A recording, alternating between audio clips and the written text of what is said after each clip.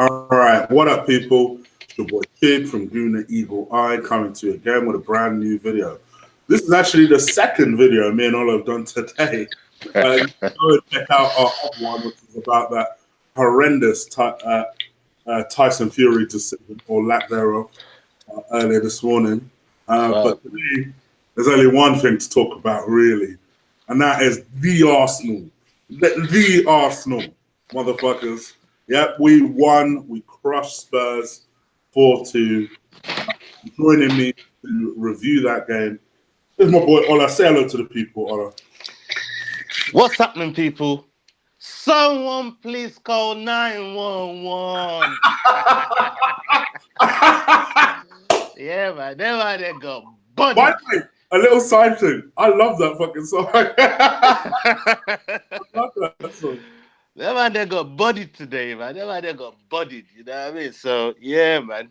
Back again with my man Chig, doing this thing, and we're about to talk Arsenal, man. All right, let's jump into it, bro.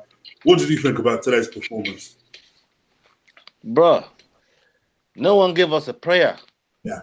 The whole of the build-up. You know what I mean? The whole of the build-up. And, you know, before I get into the game, I'm going to talk about this build-up a little bit because I had this discussion with Kenny Ken the last time he was on the show. Shout out to my brethren Kenny Ken. He's out there today supporting the team. Yeah. But the last time he was on the show, yeah, he was saying, look, you man can't really get on fucking Merson's back and thing, yeah. I said, all right, the man's got opinions and rate it, but if you're gonna have an opinion about my club, yeah, right, say something good. If you ain't got nothing good to say, yeah, keep my club's name out of your fucking mouth, blood. You understand? Because you can't go around talking with that pagan Tim Sherwood on the debate, talking shit about Torreira wouldn't get into any of the top 6. After you talk shit about us against Liverpool, and you saw how Torreira bodied up Fabinho, made Fabinho look like a fucking 40 pence player. They paid 40 million for that clown, yeah? 40 pence for Torreira made him look, yeah? And then the man went on fucking debate, got the cheek to say man wouldn't even get any top 16. Are you smoking? What are you fucking smoking, blood? Fam, I was pissed off. And I'm thinking to myself, I beg you, if any chance, anyhow, the players can look at this fucking chat that this man them are bringing. That's all the motivation you need. And again, we served another humble pie. We served another humble pie, man. They keep writing us off.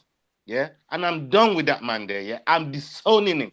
Right here on your show. You heard it here first, yeah? I'm denouncing that motherfucker like 6ix9ine denounced Treyway. You see me? Yeah? Fuck Treyway. You understand me? Yeah? So I'm denouncing that fucker right there. You see? All right? Don't want no affiliation with him. Don't even talk about my club no more. Yeah, because you don't got our best interest at heart. You don't recognize any good thing that we do. You just want to shoot your mouth, knock us down, yeah? And that's me on that topic. Now we're back to the game. We showed up today. We showed up today, yeah? Right? And I did say when we was discussing a little bit of how the game might go down, I said, look, I wouldn't mind the same tactic that we used against Bournemouth because we will see how willing Son and Ali are willing to run back with our wingers. So with the tactics that we brought in, we pegged them back. We was doing so well. That's what I was going to say to you. So let's talk about the starting lineup. Yeah. How surprising was that? First of all, let's talk about the elephant in the room. The superstar weren't there. What is going on? Because me and you had the back and forth on Twitter earlier on. I even got that gift, that bro gift from you, yeah, with that look on it. Yeah, but I tried to say, okay, what if it's true? What if it's true? Because none of us actually really know what's going on. What if it's true? Watch that interview with Emre, right? Yeah, I know. Sky Sports were like, Emre's being coy over Mesut Ozil injury. Something's up. Something is up with that.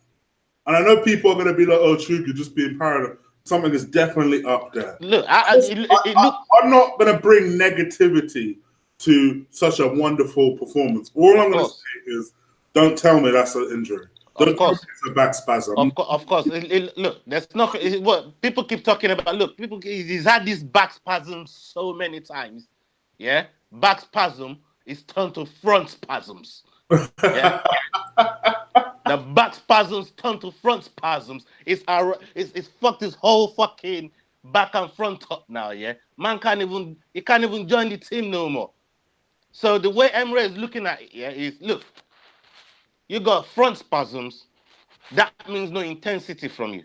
That means I can't get elbow grease. One thing I want from today, because I ain't losing my fucking first North London derby to these fucking scumbags, yeah? Not in my yard, not on my fucking watch, yeah? So you stay at home, brethren, yeah? Just kick back. Don't even look on this side, yeah? When we got fucking Spurs in the cup game, if your back spasm is relieved you might even get a chance. You might get a look in. But right now, I need elbow grease. I need heart. I need man to roll their sleeves up. And I need the fucking job done. Yeah? And that's what he said in the Bournemouth interview in regards to Ozil, yeah? So, looking at it, you say, okay, it's not really rating him. That's the overview. But because we don't really know what's really going on in the background, I don't want to dismiss these front spasms that keep bothering Ozil because the things move from the back to the front, I'm afraid. And Emery called it right. You look at the team he picked today, it was spot on. And yeah, do you think it was spot on? I thought it was spot on because we led the game.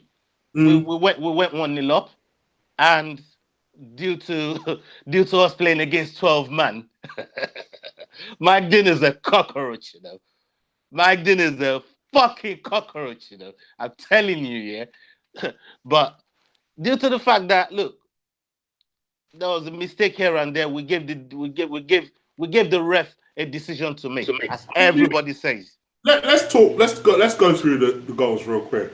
So obviously we went 1-0 up because I don't know. Vertonghen had a shocker today. Ended up getting sent off. Gave us the penalty. It's like he was determined to fuck up Tottenham's day. What was he doing, having his hand up there? And then obviously Aubameyang then finished the penalty from there. I don't get what Vertonghen was doing. I don't get it. Vertonghen has been out of the team now for a little while. So I can only guess, you know, throughout the time he's been out playing volleyball, he's been out playing basketball. Playing it with Jordan Pickford, apparently. But I don't know what them man they've been doing, but them man they've been playing volleyball, them man they've been playing basketball. He ain't been playing football. That's all I see. Because when the cross coming, instead of meeting it with your head, you want to try play volleyball out there. What kind of thing is that? So had we not got that decision, I would have been fuming. That was blatant. So yeah, the yellow he got for that was deserved, right? The penalty came and it went. Look, I won't say it's a great penalty because if you look at the penalty the one that we actually considered and got pulled through our net, Leno had no chance even if he went the right way. But I felt if Lloris had gone the right way or guessed the right way, he had a chance of catching that because it was kind of like it didn't go all the way in the corner. But still, you still got to put it away. You still got to put it away. When people try and play down penalties being easy to take, but they know that you need composure and you still got to put it away. So you know, well done to Oba for actually putting the ball in the back of the net. Yeah, agreed. I thought, like you say, it went all the way in the corner, but I think that was also deliberate. I think he was pretty confident that he was going to put it on the other side of Lloris. So I thought, well taken, Pan. But then after that, listen, Uber missed some stupid chances, chances, and Iwobi missed one of those as well. Oh God! I have to be fair. Iwobi missed one as well, which I was like, oh come on, bro, you need to be doing better than that. Test the keeper properly. But in the end, we went in, and I remember thinking to myself, we're just around the corner for some sort of dumb mistake. Because up until then, I thought Arsenal were playing the best first half they've ever played this season. By the way, even though we went into that 2-1 down, I still think, ironically, that was our best first half this season. Because apart from a 5-minute spell where Tottenham got 2 goals, we completely controlled the first half. But it was just so typical of Arsenal that those 2 stupid mistakes. I mean, I know that some people are blaming Socrates for giving the free kick away in the first place. But I kind of equate that to how I was defending Iwobi last week. Yeah, Iwobi made the mistake initially in the other half, but don't tell me that there wasn't opportunities to defend that properly once it got back to our area and Bournemouth scored. It was the exact same thing. If we'd been marking people properly, there should be no reason why Liverpool got that equaliser. And it was such an annoying situation. What did you think about that? No, look, it's one of those where you think about it, and fam, it was we just lost our head. We started playing with emotions. Yeah, and that's what it is, because when you have a focus on the game, yeah, your focus is laser sharp, and you're playing the game. Everything is going swimmingly. I mean, we dominated that game there for 35 minutes, 35 fucking minutes, man. We dominated that game, and for like 15 minutes, 10 minutes even. I'd giving them 15 minutes is generous. 10 minutes, it's like they had nothing. They had nothing. You know what I mean? We lost our head, and that's why they were able to get back into it. We just lost our head and at that point, I even tweeted out, let's stop playing with emotions now. We need to refocus. We need to get ourselves back together because we were all over them. We were pressing them. We were creating chances. The amount of chances, the amount of shots that we're having. What's his name? Loris were making save after saves, And to me, we dominated large parts of that first half. And to me, Leno should have done better with the goal as well. Oh yes, that's the crucial point that I was making. For me, it was just defending the free kick properly. But then, as a goalkeeper, I know it was awkward, but you should do better there. Do you think the marking? Do you think the marking should have been better as well? Because the marking was terrible, bruv. I tweeted we had all the little mans against Eric Dyer, and for some stupid reason we had Hector Bellerin against Kane the entire game, and I thought to myself, that can't be right. That can't be right. What kind of defending is that? So that those were the small nitpicky things that I was just like, oh, come on. And then when they equalised and Leno was, but to be fair to Leno, I thought he recovered well after that. I did. I thought he made a couple of really good stops after that. But that was just an error. I just thought, if we're being honest, we would crucify Chig for that. So I thought it needed to be said. And then their penalty came along. And then the first time I saw Harry Kane was actually playing. To me, I know that a lot of people are criticising Mike Dean, and I didn't think he had a good game. And yes, Son died or made a lot of it, shall we say. But Rob Holding, are you taking lessons from defending from Mustafi? Why are you sliding like that? Why are you giving Mike Dean the opportunity of having such a bad call like that? That was where I started getting really pissed. I know it's really easy to put it on Holding like that, but we've got to acknowledge how skillful Son is. That's number one. Yeah. He done a little shimmy. So them man a couple of dreams. Yeah, them man they went sliding. So soon as he saw them the dream, the man went sliding. Next thing you know, the thing was minimal. It was almost no contact. I said at the time, you need a fucking microscope here to see that contact. That's how minuscule The contact was. That contact was not enough to fucking go down. Mm. But because of the dream that Son sold him, it went sliding, caught him a little bit, and then the ref lapped it, he lapped it all up. He's been waiting. He's been waiting because there was nothing he could do about that Vertonghen handball clear. But he's been waiting. Yeah, I mean, and the first opportunity he got, he just put his whistle to his mouth, and next thing you know, yeah, we consider the penalty. Yeah, I also did think that as well. Like there was part of him that just wanted to even up the penalty situation for whatever reason, and I just thought that was just dumb. But yeah, also what I forgot to describe after that was the little kerfuffle after Dyer scored his goal. Yeah, I loved that. I ain't gonna lie, I enjoyed the shit out of that. I love that. I enjoyed the shit out of that. I sat there thinking, headbutt one of them, please. Bro, if someone's gonna get sent off, it better be. Do you know who started all of that? What was Dyer when he ran up to No, brother, it was big man Lichtsteiner. You weren't having none of that from Lichtsteiner was warming up right where Dyer went to fucking celebrate today. As Dyer turned around and started walking off now, Lichtsteiner just grabbed Mama like, yo, blood, what do you think you're doing around here? Trying to shoot our fans in that. What's wrong with you? Show some respect when you're around here. And the next thing, all the players got involved in it. I see Guendouzi wrapping man up. I see Ramsey wrapping man up. I see Lichtsteiner wrapping up, man. I see, what's his name? Pochettino. Man looked like boats trying to get to the other side of the pitch there. I'm thinking, wow, this is madness. But I love the energy. I love that. I love that energy that they brought there. We weren't having none of it.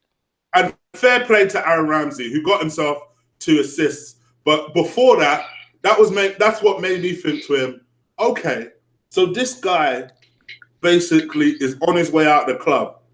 But even when it came to it and came to that little scuffle, my man was front and center. He was like, come on then, you want to have it? Yeah, that's what I'm saying. I saw him wrapping man up. I think it was Dele Ali that he grabbed up or something. Yeah, bro. Yeah, man, I see him wrapping man up. I'm like, yeah. Ali more than anyone. So when he was grabbing up Ali, I was like, please, headbutt. Do something. Headbutt. It'll be worth it. It'll be worth it.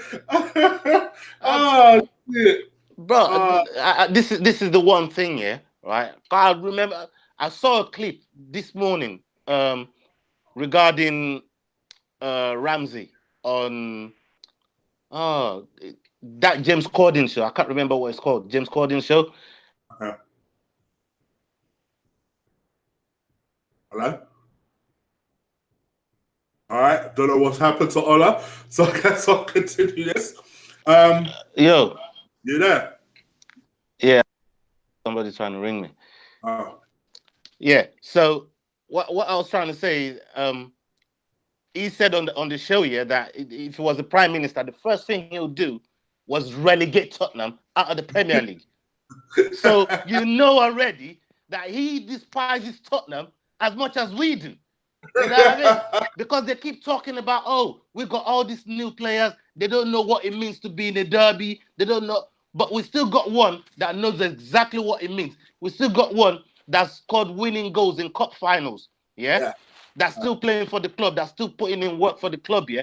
Every now and again, the man might piss man off a little bit. Yeah. I ain't gonna lie, but I ain't gonna lie about that. But today he stepped up. He stepped up. He stepped up big time, and that was from the sidelines before he even got on the pitch. Yeah. And I think that incident that actually warmed him up. That was a warm up. I think it's the wrong thing for Tottenham to do because if you don't want all the smoke, I'm going to bring all the smoke. Yeah, yeah, I'm with you. I think he definitely kicked to I'm ready. I'm bringing all the smoke for you motherfuckers now. And that's exactly what happened. And come the second half, where I thought because we started to lose our heads towards the end of the first half, the halftime came just at the right time. And then come the second half, I think we just thought, fuck these motherfuckers. And then Ramsey came on, and Lacazette came on, and it made all the difference. I thought Lacazette, I'll tell you what, that's going underrated, you know, Lacazette's role on the right-hand side. What, underrated? Well, before we get there, how about the pass from Zoolander to Ramsey? We need to put respect on Bellerin's name now. How about that pass, man? He's The vision to put, if Ursula put that pass through from deep, all people the wankers will be squirting all over that rascal thing there. It was a fantastic ball. Fantastic ball.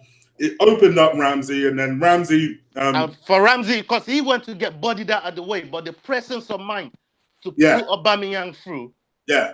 Aubameyang finish. First time, oh, and my the days. finish was just... wow. It was just delicious. Well, and I'm not going to lie. I'm still busting nuts over that finish. The finish there was hard. The finish there was hard. It was beautiful, wasn't it? It was beautiful. Mad finish. Then, see, as much as I enjoyed Aubameyang's finish, you know what the goal I really liked? The goal I really liked was the Lacazette goal. Because the Lacazette goal, I must admit, right, because he initially tried to take it on, and then it went behind him, and I thought, oh no, that's it. And then he just spun and hit that. And I thought to myself, oh shit, this guy's actually scored. I screamed. And I was like, yes. Because if you see it, I'm watching the replay of it now. My man had two people. Yeah, two men on him. Two Spurs guys in front of him. He had another Spurs guy just behind him. So he was literally all by himself. And then he just thought, this. Took it on his left, bang. He had to check back. And hit that shot. People need to understand here that Lacazette is not a baby striker anymore. The guy's an adult. Yeah. He's experienced in this game. Yeah. And he scored all types of goals before he came to the Premier League. Yeah. Right? It's a fantastic striker. And they say, this guy only scored goals from inside the box. No. He scores all types of goals. Curlers. The ones he creates by himself. No assists, no nothing. That was just him picking out a chance, making his own chance, making his own yard. Yeah, it clipped Eric Dyer on the way in.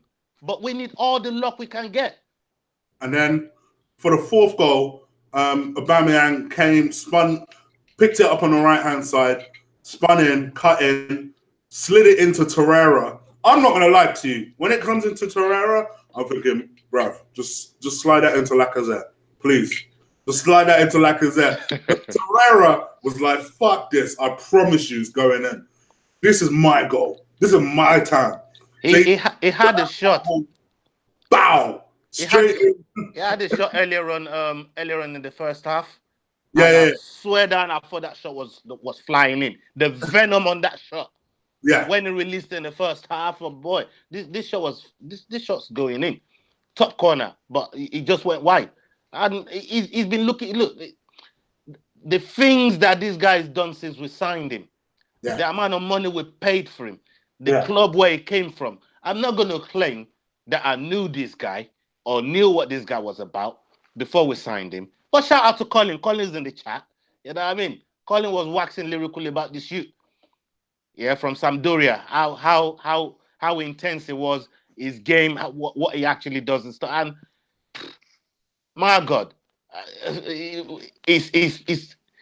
we've got more than our money's worth from this guy already. And everybody is now starting to see. They're now starting to recognize that he is the truth. He is what we've needed for so long. It's what we've been crying for. Look, we thought we had a player like him when Coquelin came back and we beat City with Santi Cazorla and Coquelin in the middle of the park. If you remember that game there, yeah. So when we had Coquelin, everybody thought, yeah, you know what, this is what we've been lacking. And we're always praying for Coquelin to be the first name on the... But that wasn't his game. That wasn't really his game. I even remember Henry actually dubbing Coquelin the police. I don't know if you remember Henry calling him the police back then. You know what I mean? Because all he did was just patrol. Do you know what finished Coquelin's career? That Chelsea performance. From time he's actually fucking Hazard. That was it. And hasn't taken him down. I'm like, okay, it's a wrap for you. It was done. And you could see from Torreira's passion today. Yeah. Shout out to YouTube in the chat. He said you could see in Torreira's celebration. He didn't care about no yellow card at this point. He's just happy. You He got wouldn't his. know. He's just happy he scored he scored his first goal in the North But London here's the derby. thing. And here's the thing. That was the point where I like a pussy, cried a little bit. Because I'll be honest, I was so invested in the game. I even said it to my sister. I was like, I don't know what happened. Like a tear just started running down my face for no reason. No Bro, reason. But it it's was because I felt his emotion. I felt it. He did not care. And you know what? I didn't care. I didn't care. Take the top up and celebrate, motherfucker. yeah, Celebrate. real men cry, man. Real men cry. It's not a thing, man. You know what I mean? If you're passionate about something, if something Yeah. is so dear to your heart like that, and people want to stamp on it and poop on it every chance they get, when they're successful, you're happy about it, and that's a tear of joy, my brother. I feel you And on that's that one, man. that's the thing. What people don't understand about fan channels, and people want to criticize fan channels. Listen, nothing will make me more happier than Arsenal being successful. Don't get it twisted. I ain't trying to sit here bitching every single week about what Arsenal aren't doing or what Arsenal should be doing. I want to have emotions like today. I want to be investing in a team. I was more pleased for anyone. I was more pleased than anyone when Torreira scored his first goal, because you could see that shit means something to him. You know what I really enjoyed? Because I know we'll touch on a negative point with the fan that threw that banana at Bamiyan.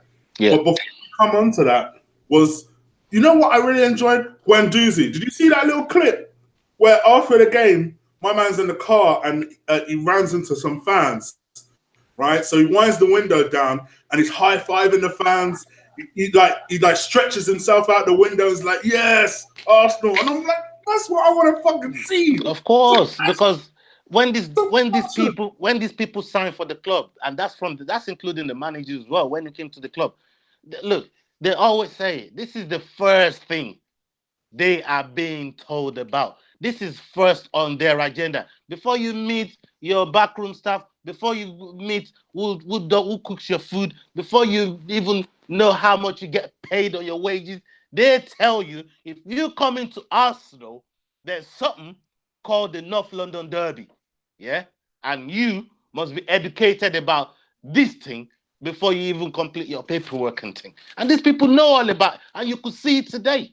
You could see it today. They weren't going out without a fight. They were swinging. They went out swinging. The passion. And you know what I loved at the end?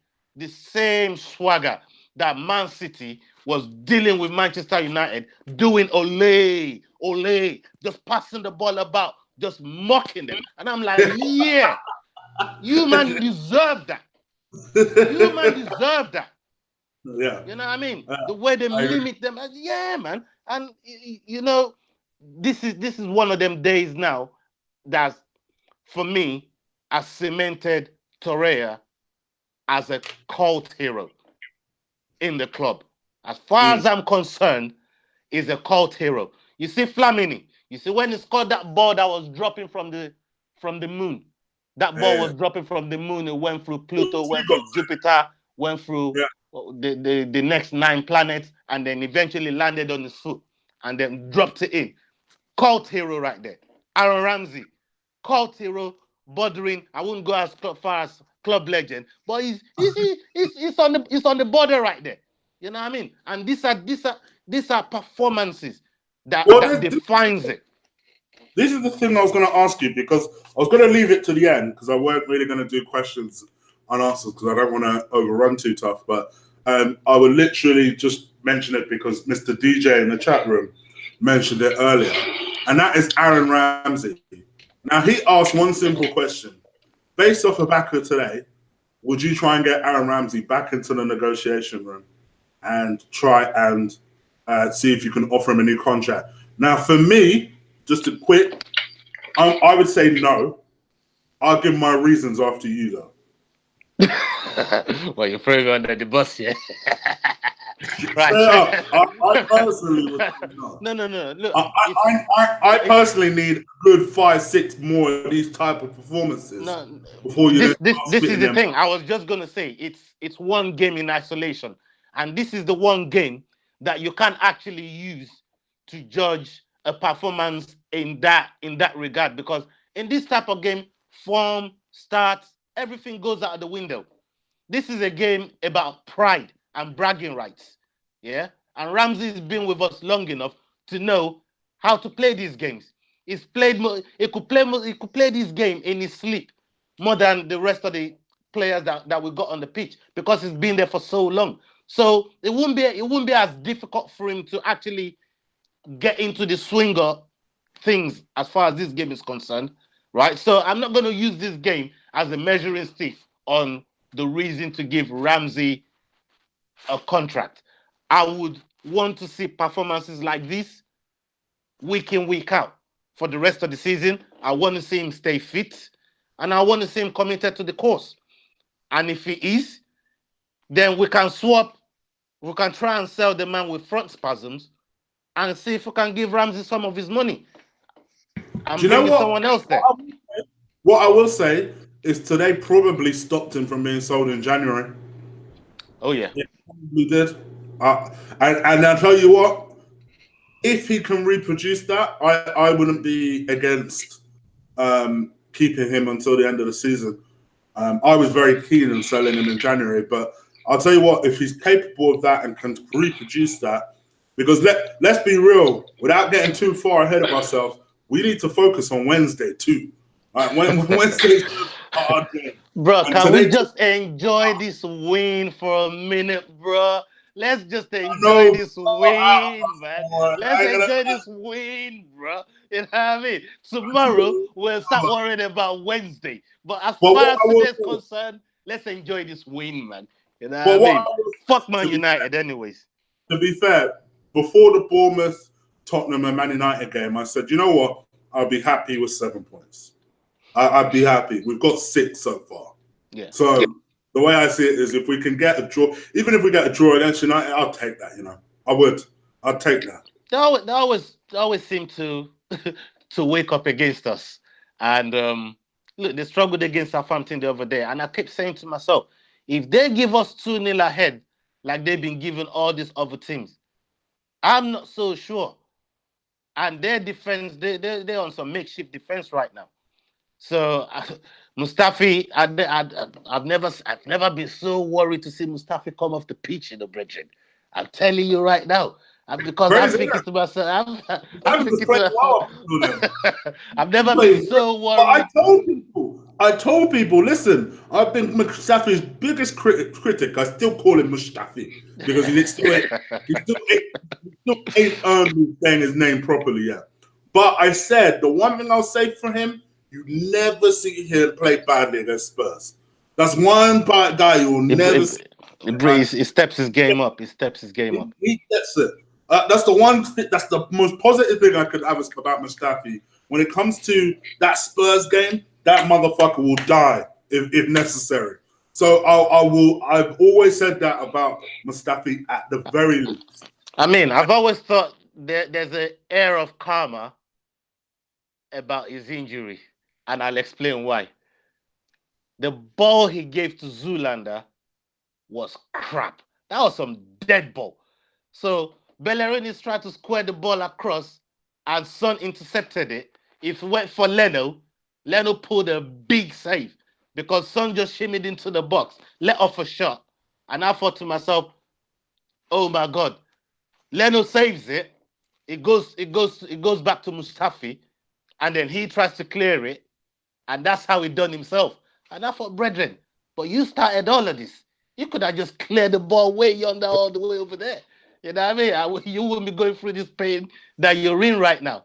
So that's just the tiny element of error karma that was about that injury there. But you know, I don't wish no injury on our players, man. You know what I mean? I was disappointed he came off. There was something so Mustafi about that injury. I just thought it was just a basic. And I was just like, oh, He God, done a come little on. spinner Rooney while he was trying. Yeah, come on, Spurs, man. What is that? I hope he's all right, but I can't see him making Wednesday. No, I I don't think see him working Wednesday, man. our best chance is that he's able to make Saturday, and I don't think that's going to be the case either. So I think, we're going to have to step up Koscielny's, I should say, rehab. We're going to have to step that shit up quick because we may need cover for Holding and We Sockers. might need cover, and especially for someone to at least come and shore things up. Maybe not start, but at least provide legs towards the end of the game. And I heard they played full 90 with the under-23s the other day. So that might that probably had another one over this weekend. So that might be enough. Yeah, that might be enough. Yeah. All right, bro. Let's do this. So let's get into our 1 to 11. We'll talk about the Aubameyang thing and then sign off. Okay. So let's go through the entire team. Leno, what is your 1 to 10? Now I'm going to tell you mine straight. Yeah. And then you tell me yours, and we'll have an agreed one. Okay. So I think it's a 7. It would have been higher, but I thought that mistake was horrendous. But one thing I will give him credit for is that he came back well, and that was his only error. Outside of that, I thought he was very good. It was just that error was horrendous. So I'd give him a 7. What would you give him? I'd go along with the 8, and I'll tell you why. Okay, wow. I'll go with the 8. The reason why was there was a point where I'm pretty sure it was either Son or Dele Alli that went through. He came out. I didn't even see him in the frame.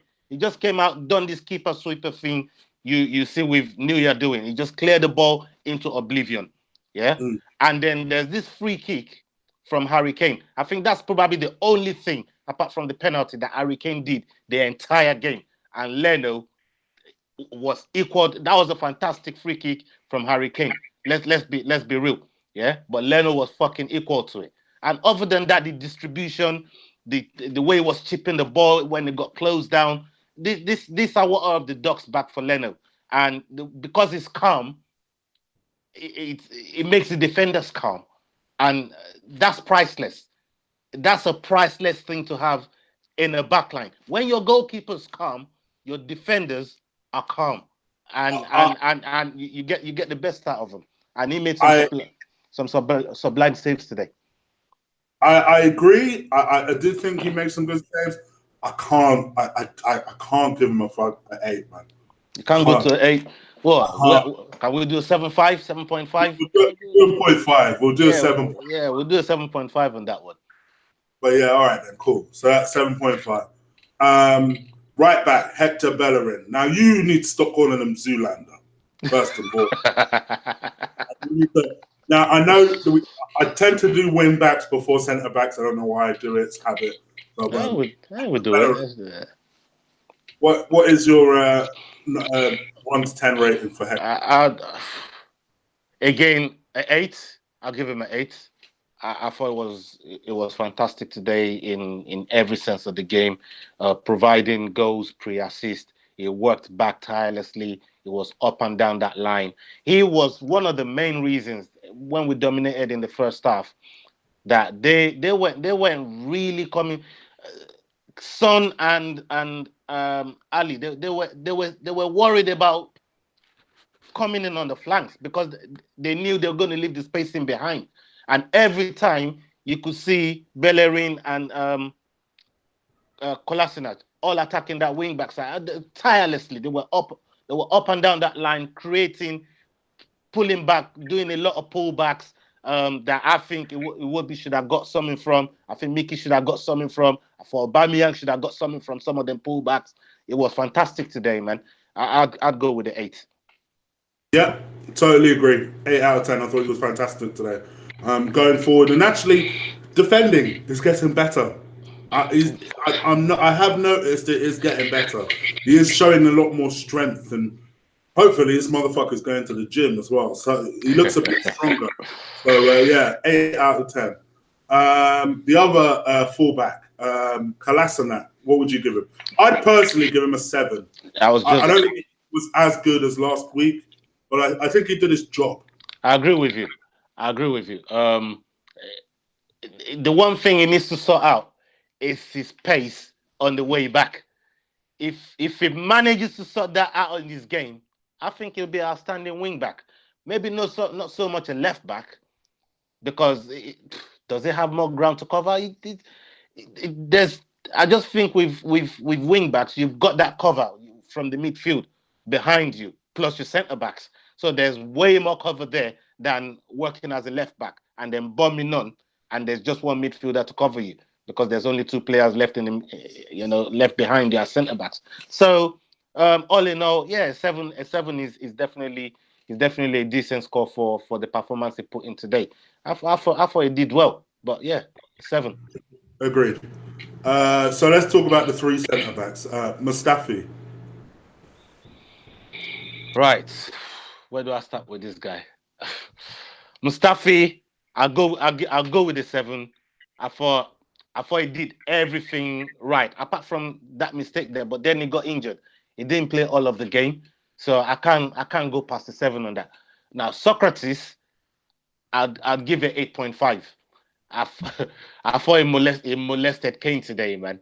I mean, there were points where Kane was trying to back into him, and that man there was just doing roly-poly on the floor. He didn't even get the ball. God, and the thing with Socrates is every time he goes in a foul, he's so precise. He knows what he's doing. He knows it's not really going to get like a sending off or anything, but he does enough to put that player off. And it puts them on notice from the first minute of the game. If Socrates is on the pitch with you and you're a striker, he will put you on notice that, listen, Bridget, you're not having an easy game today. It's not going to be one of them days today for you. And that's what Socrates brings to the table. With Holding, because he gave away the penalty, it went really his fault. I can see why he went sliding, because most players would do the same thing with that skill set that Son, that's gone. Son ran on him. So I'd give him a 7 as well. Yeah, I actually agree with all 3 of them for slightly different reasons, but I'd give all 3 of them. So Holding, I think. Oh no, I'd give away. Sorry, I disagree with the Holding one a little bit. I'd give Holding a 6. I just think I don't like the fact he slid there. I don't. I think he finished the game well enough, but I just, for me, fair enough. Fair dues. Yeah, I always say it when Mustafi does it. I say it. I think that sort of thing is almost unforgivable. When you're in the area, don't just go sliding in like that, because of course you're at risk to people diving and acting like they've been fouled and stuff. But the only difference between him and Mustafi, to be fair, is he only done it once in a game. Mustafi will give you 3 or 4 of those moments. No, of course, I know. He learned from his mistake and then he finished strong. I do think he finished strong, but for me, I'd give him a 6. So I guess we can agree on a 6.5. Yeah. Let's do that. Socrates, I wholeheartedly agree with you. I don't know if you've ever been to one of them clubs where when a guy's trying to grind on a girl, and that's how they get. That's how they get. Dagger that. Grinding a girl in a slow jam.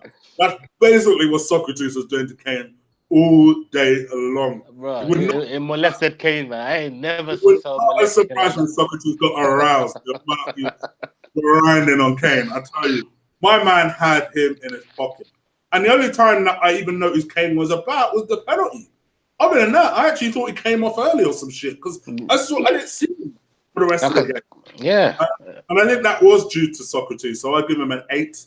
And Mustafi, fair play, because I actually thought Mustafi was looking like he was on his way to being the best out of the 3. But unluckily for him, he didn't finish the game. Well, I think the 7 is the right mark for him. So yeah, I agree with all those marks. Let's talk about Lucas Torreira. Now, spoiler alert, he is my man of the match. I thought he was fantastic. So fantastic, I'll give him a 10 out of 10. I thought he was brilliant. Everything this guy did, he just showed energy, passion, commitment. And that's what I want to see from all of my players. So that's my man in the match, 10 out of 10. Torreira. Oh, Torreira, oh, he's only 5'5". He comes from Uruguay. He's that good. So good. I'm chanting his song right now. 10 out of 10. 10 out of 10. That he brought everything to the table today. He mastermind. It was key to our performance today. And I swear down, we need to go out in the market and get somebody that could do as close a job that he does. Because I dare to think the unthinkable. If it happens, we'll be fucked. And I never want us to be in that position where we have this guy now. So far, fantastic national duties. I'm breaking myself. He's the only player that I don't want him coming back home complaining about injuries or pains or whatever. You know what I mean? And you know when he goes out there to Uruguay, he puts it all on the line. He puts everything all on the line. So yeah, man, 10 out of 10 for Torres. Well, that is the worry. It took us 10 years to find him. I don't think it's going to take us to find another one. we didn't have diamond eyes. We didn't have diamond eyes. True. Now we've got diamond eyes. Listen, to be fair, I actually think Ainsley Maitland-Niles is that guy. But that's my opinion. That's just my view. It's yet to be seen and proven. Let's see. At least in big games like this, it's yet to be seen and proven. So listen, time will tell. My man is a North London. He's an academy boy. He'll get this. He would have got this tie. Trust me. He'd have understood what it. Okay. So what about his midfield partner, Xhaka? What is his mark out of 10 for you? I'd go along with the 7.5. I thought he did all the basics right. I thought he commanded the game. He led the team very, very well. He got a yellow card earlier on in the game, and you know this guy now is mastered the art of getting yellow cards but still remaining in the game. Remember when we first signed him? When he gets a yellow card, you know there's a red coming in somewhere with a bonehead type of tackle that's going to get him sent off to the point where he got. But he's learned so fast in the time that he's been here, and now he's leading the team. He's working well with Torreira. Torreira has his legs, and he just goes about his business now. Well, there's still some odd mistakes here and there, but it's not been as much as he's been doing in previous seasons. So yeah, I definitely give him a 7.5. I'm disappointed that he's not going to be playing in the Man United game on Wednesday because with that yellow card, he now misses the next Premier League game. So that's the only reason I marked him down, because obviously we need him for that game, but we're not going to have him. And that's why I'd give him a 7, because for me, I thought he played well, but I thought it was reckless to get a yellow card and mark my words, all these players know when they're close to a suspension. They know. Yeah.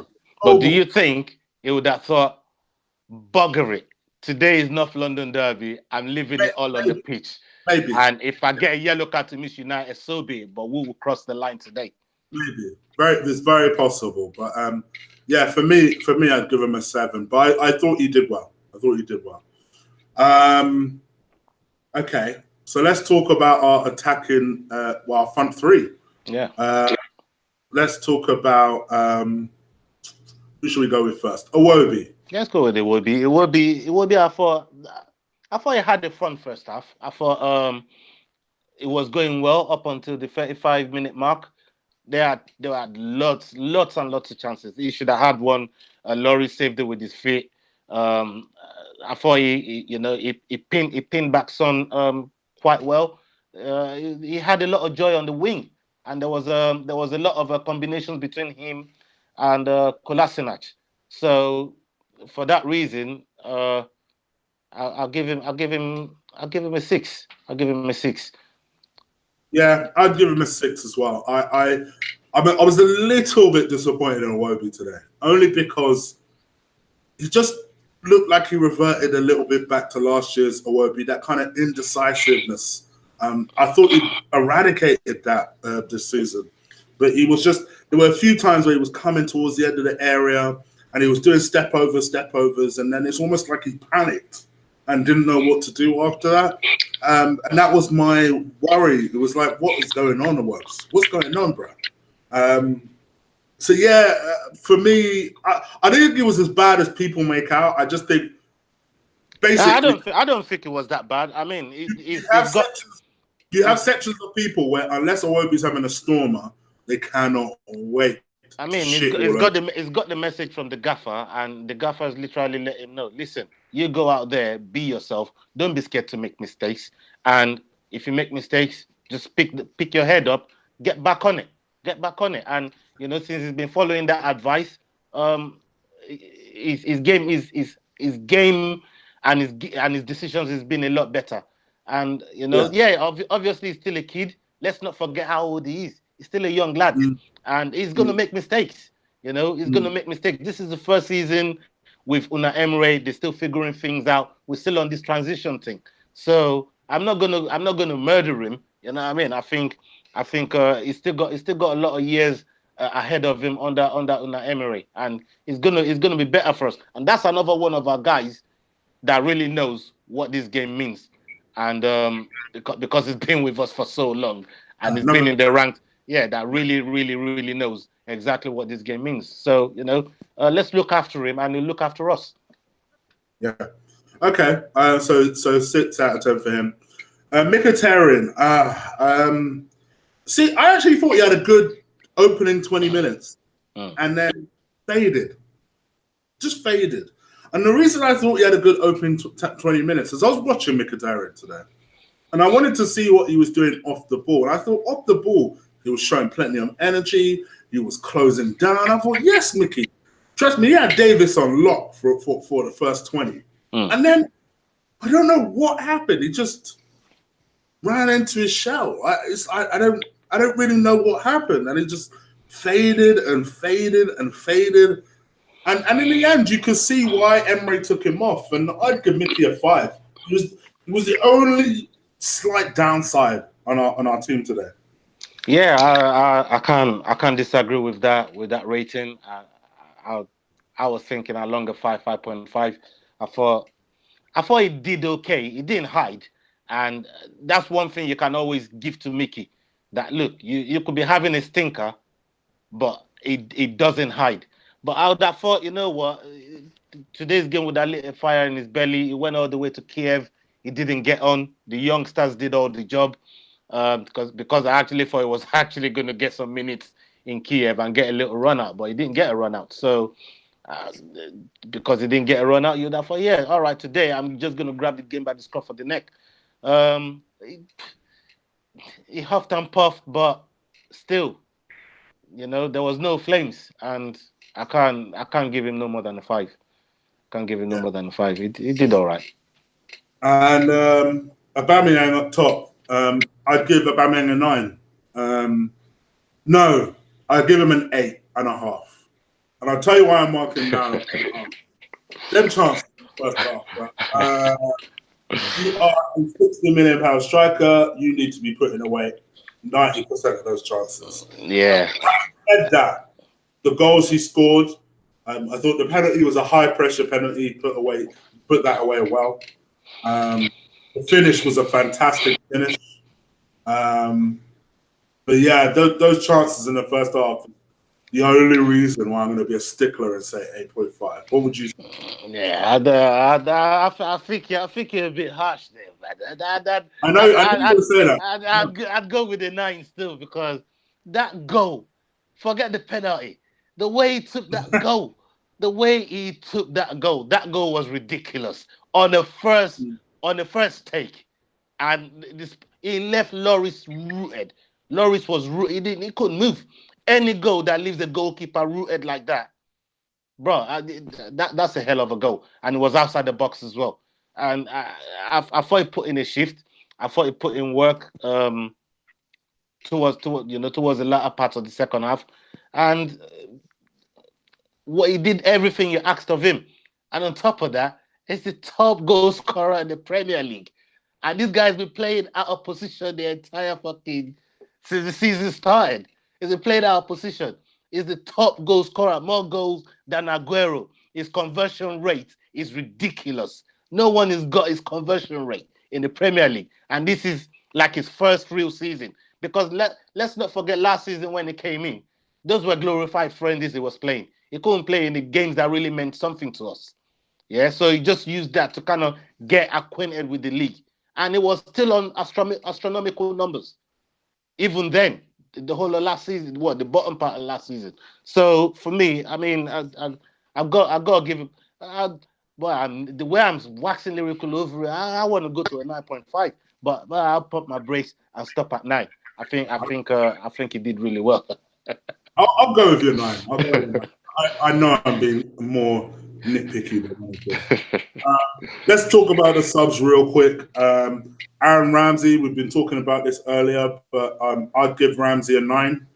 I thought he was that important from the moment he was arguing and shoving and being a leader off the pitch and then coming on the pitch and saying, all right, cool, let's do this. And he set up 2 assists, 2 very important goals, the equaliser and then the third goal to just kill their hopes a little bit. And I thought his off-the-ball running was fantastic.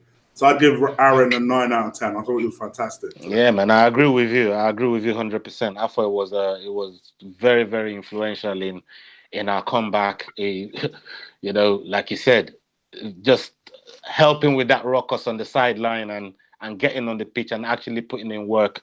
I thought it was a game where he led by example, and it's all you want from a player that the club is still obliged to play for the club. We're still paying his wages. He's still our players.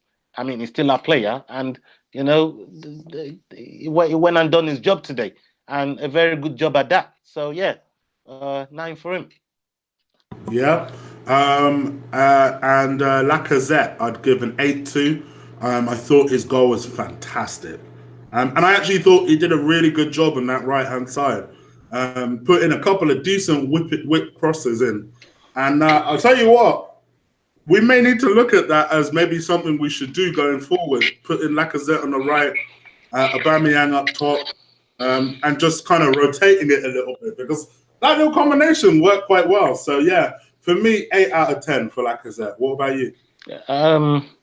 Again, I'd go along with that. I'd say I think 8 is a fair rating. And back to what you said in terms of him being out on the right, the beauty of things is no fucker knows what Unai is going to do. Even the coaches that he's playing against, they're coming out admitting they don't know what this guy is going to do, what he's going to put out. I think that's a fair point because Jose almost relies on studying what the opponent does. Good luck on trying to study Emery. Good luck for that, Jose. No one knows what this guy is going to do, and that's the beauty, the mystery about it. The mystery about it. Everybody spent the whole of the build-up trying to work out who's going to start in the team, and as I can still say, I don't think anybody got the exact 11 correct. Because people would have thrown in Monreal, people would have thrown in Ozil, people would have thrown in, you know what I mean? And still, nobody could have guessed the correct team. And if he carries on doing this and recognizing not too far off in the game, not waiting till late to actually do something about it, and then changes it, it just sends the opposition coach in the wrong direction. I just love that about this guy, man. But the way he brought in Laka and Ramsey to change up the whole system and go again, he stretched them. They were tired. You could tell Tottenham were knackered by the time these 2 guys came on. And these people got Ramsey, bundle of energy. He got engine on him. We all know that. Lacazette, bundle of energy. And when these 2 come off the bench and start running out your defense when they're already knackered, because they left it all at Milan. They were lucky to get them 2 goals that we gave them. They left it all at Milan. So, I thought we outworked them, we outrun them, we outplayed them today, we outbullied them, we outtacted them. It was a proper day in North London, man. Loved it.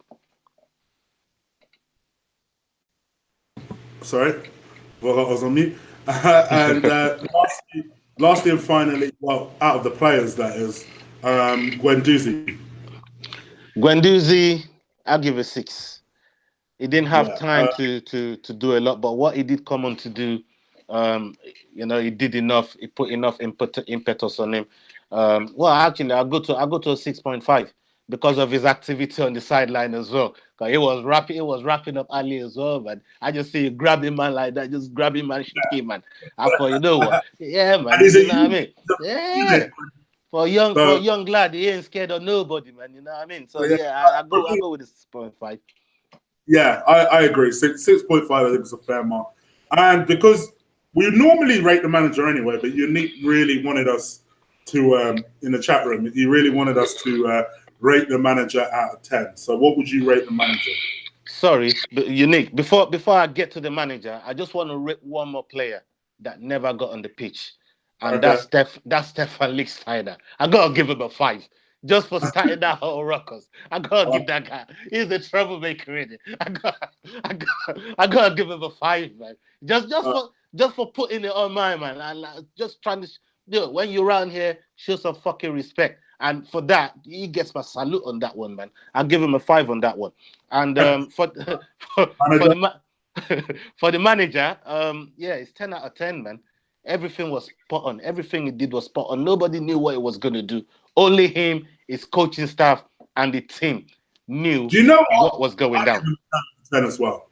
And let me tell you why I give him a 10 out of 10. Because some might be surprised that, oh, was the team right? Why would you give him a 10 out of 10? He made big decisions. He left out Ozil.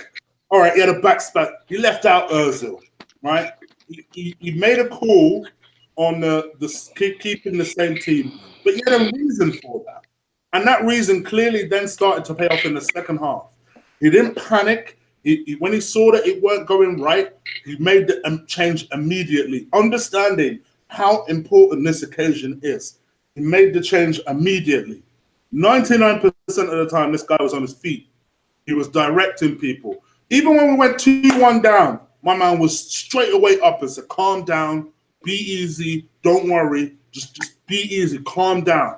Took them in at halftime and clearly calmed these players down, and they were able to have a second half performance like they had. For me, 10 out of 10. 10 Just out of because 10. of the I agree with everything that you just said there.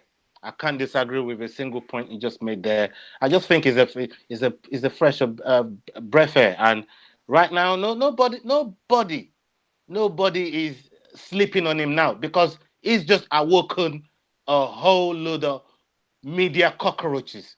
Yeah, that's been sleeping on him. He just put everybody on notice now. Now everybody will start giving him the recognition and the respect that he deserves. Yeah, because he's done a wonderful job since he got here, and I didn't think it was gonna take him this quick to to actually edit. get his feet under the table. I didn't think it was gonna be this quick. I mean, Yeah, imagine if we had this guy a couple years ago. You know oh, gosh. what we could have done. What we could be doing right now if he's got his team. This guy had 50 million pounds to spend in the fucking summer. Yeah, and look what he's done with the team. He's changed the mentality. He's changed the culture. He's changed the idea of playing. It brings more attention to detail to the team. He's on the touchline running like a maniac.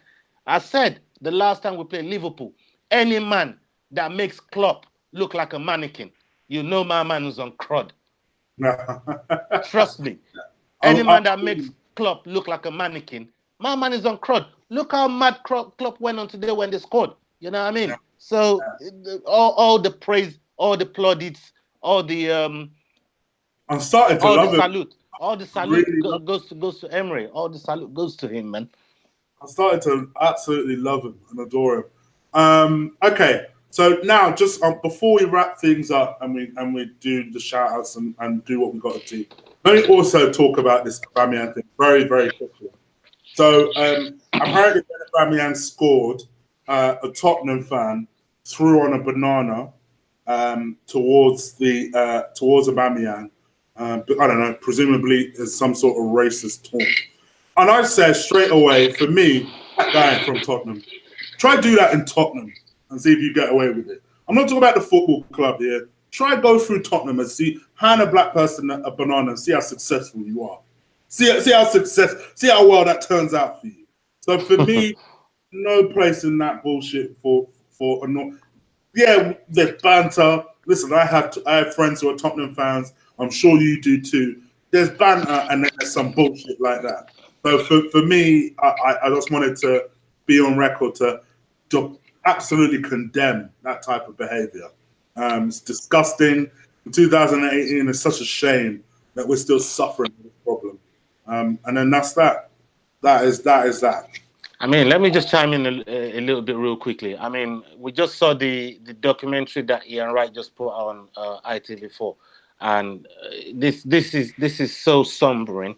What the people that paved the way for our black players had to go through, and they didn't go through all that suffering to get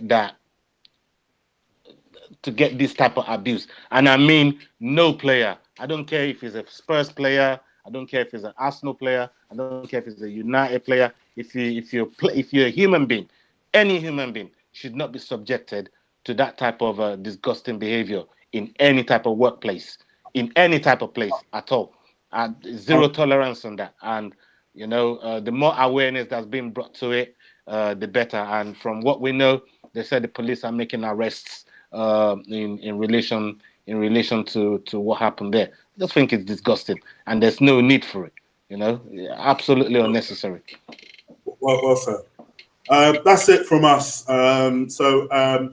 Absolutely, I hope you guys have enjoyed the show. Absolutely crush that like button, destroy it, drop kick the shit, people's elbow the shit out of that like button. I appreciate you guys do that. And also hit that subscribe button. If it's the first time you're following us, this is what I do. These type of shows where sometimes it's by myself, sometimes it's with Ola, sometimes it's with Lee Gunner. Sometimes it's all of us. Yeah, sometimes it's all of you, all of the above. It's usually a mad show. On Monday or Tuesday, I'm probably going to do a show with Stel from the Shoot the Defense podcast. He also has a YouTube channel. Shout out Stel. Stel is stressing right now. Stel is stressing right now. Well, the way we were as Arsenal fans last season, Stel's going through that shit now as a United fan. Yeah, trust me. Not nice. Place to be. But we're going to be doing a show. Me and Stel always have a good time when we do shows. Ola, are you about for that? I could be, yeah. I could be. What day is it again? I don't know. I'll work it out with Stel. Let us know. Let us know now. I'll give you a timeline. It shouldn't be a problem. So I'll put that on YouTube, on Twitter as soon as we work out a day and a time that we're going to do that. And I'll let you guys know. So follow me on Twitter at Colossal Chig. Hit that subscribe button. Hit that notification bell. That's usually the best way of knowing when these shows come up. And then on to the next one, which is United. So that one will be a difficult one. So I won't get Ola's prediction for that, because I'll save that for the preview. Yeah. So, and also a big shout out to Lewis. I tried to get Lewis on last minute. He messaged me back. My guy Lewis, big up, man. He was going mad with Frim and the fucking pub, man. They were losing their blood. He literally messaged me like 20 minutes ago, and I'm like, bruh, I'm nearly finished now. Shout out to Lewis, man. If you're watching, man, my brother, man. That's my brother. Yeah, Lewis is good people, man. I've met him a few times in person now. Cool, good people. So yeah, Lewis, apologies, brother. I'll try and get you on soon at some point. Yeah, and yeah, that's pretty much it, man. So take care from me and Ola. Someone please call 911. We out. Salute.